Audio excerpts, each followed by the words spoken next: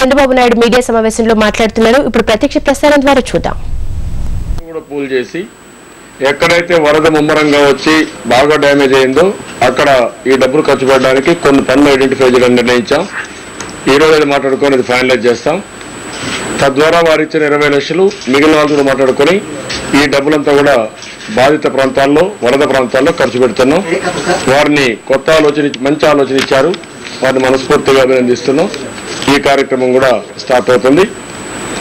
అదే మరిగా ఈరోజు ఇంకా కొంతమంది ఇప్పుడే విజేత super market 50,000, Serilingampally colonies association 1 లక్ష, గండ్రా వెంకటేశ్వరరావు 25,000 రూపాయలు ఇచ్చారు. ఇవి కూడా మీ రికార్డు కోసం ఇవన్నీ చెప్తున్నాను. అదే మరి షేర్లింగంపల్లి నుంచి ఎన్టీఆర్ మోడల్ స్కూల్ ద్వారా ఎన్టీఆర్ ట్రస్ట్ ద్వారా రైస్ 100 క్వింటాళ్ళు, ఆయిల్ 60 కేజీలు, దాల్ 60 కేజీలు, బ్లాంకెట్స్ 152, శారీస్ 100, బిస్కెట్స్ 19 కాటన్స్ ఇవి కూడా పంపించారు. ఇవన్నీ కూడా మనస్ఫూర్తిగా వారిని అభినందిస్తున్నాను.